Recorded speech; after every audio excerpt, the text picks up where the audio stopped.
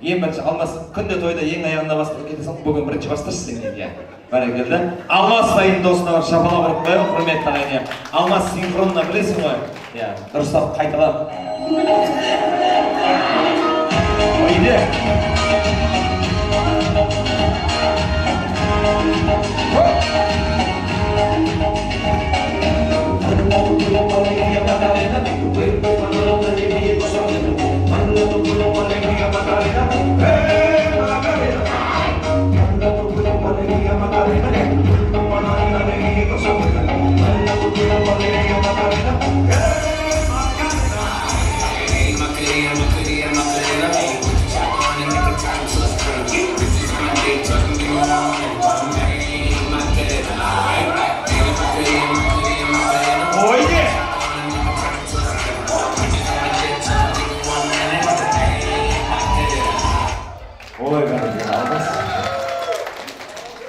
Төрт қыздың ішінде бір гаремде жүрген сұлтан сездіңіз сияқтысың ғой сізді кәдімгідей.